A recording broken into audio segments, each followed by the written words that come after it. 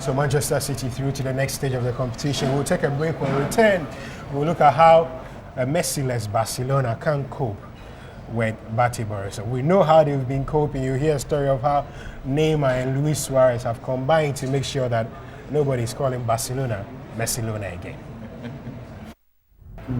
We are back to the Champs Bar inside Paloma Hotel. This is famous for watching football, so if you're anywhere on the Ring Road, it's the perfect place to keep an eye on all the key Champions League games. Of course, we're showing you live on this network Barcelona versus Bate Borisov, but also if you get in here, you can watch all the other games. Chelsea up against Dynamo Kiev, Babaraman Stars at left back, and all the other games available tonight on a massive night of football. And as I did mention, Barcelona versus Bate Borisov is our live game. One of the key features of Barcelona, of course, is that people used to mock them in the past for being a one-man team. Then along comes Neymar and Luis Suarez, who have effectively changed everything since Messi got injured. Let's just check out how crucial those two members of Barcelona's fantastic front three have done in ensuring that the Argentine has not been missed in the last 1 month. It's our time in our live game between Barcelona and Bate Borisov, 1-0. Neymar continuing his superb run of form in the last few games. Elsewhere on the night, if you're an Arsenal fan, shut your ears because you're losing by 3-0 as a result. That has not boded well for Arsenal's qualification hopes. Maybe they will take solace in the fact that Dinamo Zagreb are winning at Olympiacos, which means that they are just 3 points behind those two sides, Olympiacos and Dinamo Zagreb. Elsewhere, Babaraman, this start for Chelsea, he's playing reasonably well. Chelsea themselves up by an own goal through Dragovic against Dynamo Kiev. FC Porto, who topped that group, are winning 1-0 away at Maccabi Tel Aviv. And Ghent are playing against Valencia. His goalless, the only goalless game on the night. Zenit St. Petersburg leading by 1-0 away at Olympic Lyonnais. Now, in our telecast game, as I did mention, Joe, 1-0 to Barcelona. Full value for that? Yes, they are dominating the game like they always do. They haven't created a lot of goal scoring chances, but you can see their quality that they are far ahead of. But Bate Borisov are playing very well. They are tucking it in. They are playing very concentrated. They don't want to spread out. They know if 1 or 2 goals come in, it's going to be a rout. So they are keeping the score line as close as possible. It was unfortunate for the penalty because the guy went in the box. There was no need for the defender to hold him back, but unfortunately he did, and they got a penalty. But apart from that, I think they've shown something good. Well, you may count that as an experience. Are you surprised that Barcelona don't have a much healthier advantage?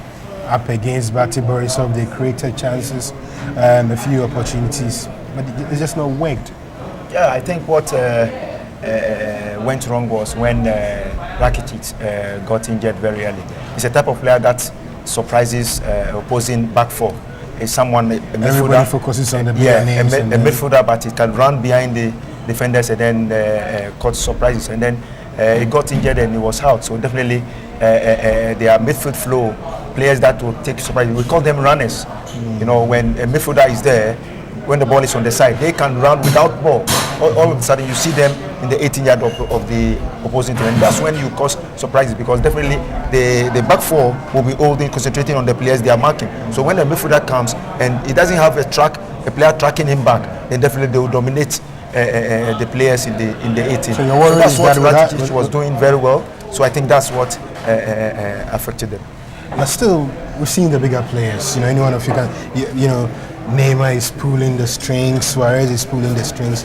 Is it your understanding that in the second half especially, Barcelona will run away from Bate Borisov completely? I think so. I think in the first half they were Barcelona also trying to be cautious because a lot of people, when you play against a smaller team, you get overconfident. Sometimes complacency sets in. So a little bit cautious in the first half. But I think in the second half they will throw everything at them. They have a goal now, so they can really play freely.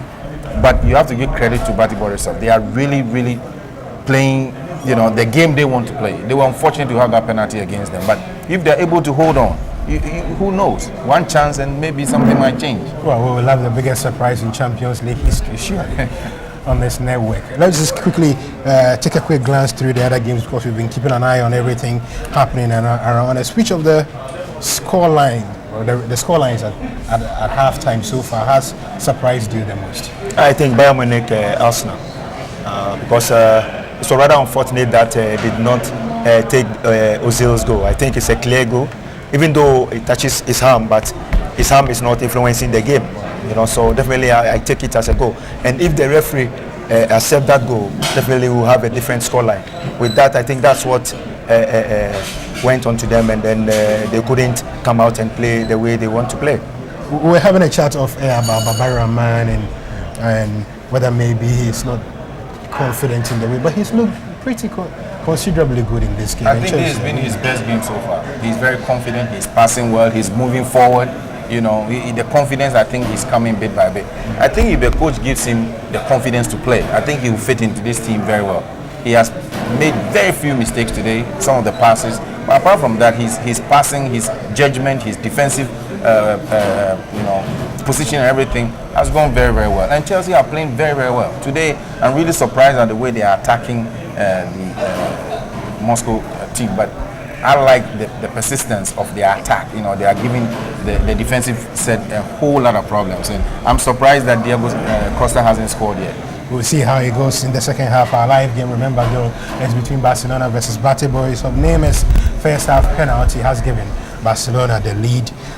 Already a Barcelona side who are always strong, doing very well. Elsewhere in the same group, AS Roma up by 2-0. Two former Premiership players, ex-Chelsea player Mohamed Salah with the opener, former Manchester City striker Edin Dzeko scoring the second for them on the night. It also means, though, that what it effectively means is that Roma have taken the advantage ahead of Bayer Leverkusen in terms of who gets through to the next stage. Barcelona undisputed masters in the group on 10 points. Roma, based on this win, if they're able to hold on, will go up to 5 points, and then Bayer Leverkusen will be up on 4 points. So still quite an incredible lot to play for, 2 group games to play for, and a few minutes left to play in this particular game. Now, you said it will be 2-0. Are you sticking to 2-0? Yeah, sure. I'm still sticking to 2-0.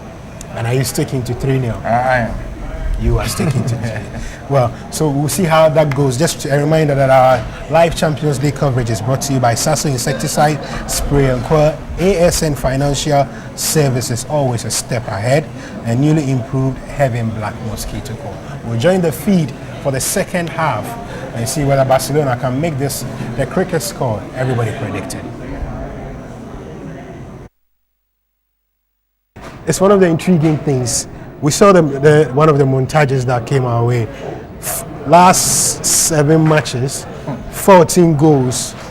The last matches they've played, the last 14 goals they've scored, 7 for Suarez, 7 for Neymar. That's a bold statement to a team to say we can do the job. And I'm very, very happy with that, because they've shown the whole world that the team is not reliant on only one person. They won the Champions League last year because of the front three. And they are doing it without their talisman. He gives them a boost when he's playing, but without him, they've really taken the mantle.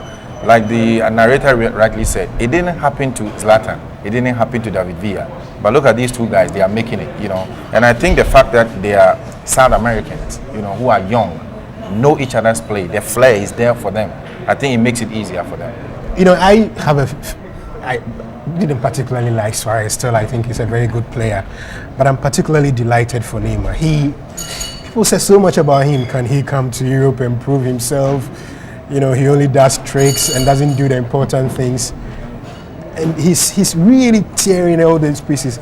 In 2015 alone, he scored 34 goals in 45 matches. That's a huge statement of how good he is, isn't it? Yeah, sure. Neymar is one of the best attacking players in the world at the moment, and I said it last season, throughout their league game, their Champions League matches.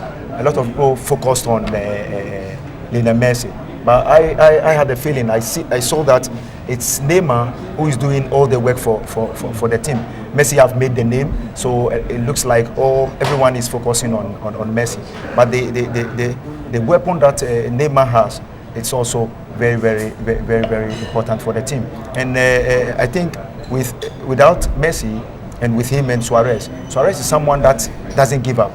Yeah. You know, Fighter. sometimes people get him wrong. You know, that's him. When you try to change Suarez, that's when you won't see the best out of him. He's someone that will not give up for the defender to bully him, and he always try to be in the 16 at the right time, and then try to put the ball at the back of the net. So this kind of players that if you bring them to your squad, I think definitely you have results. In Liverpool, is their key man. Yeah. He's scoring goals, doing everything for them, and then they brought him here, and then he's still doing it. So it shows that he's one of the best strikers in the world. Their combined cost is something around 150 million euros. But as we were discussing in the office earlier today, it doesn't matter how much money you pay, because they tend to get the job done. When we return from the break, the inevitable question to the two gentlemen will be whether a side from Belarus can stop them. We are back shortly.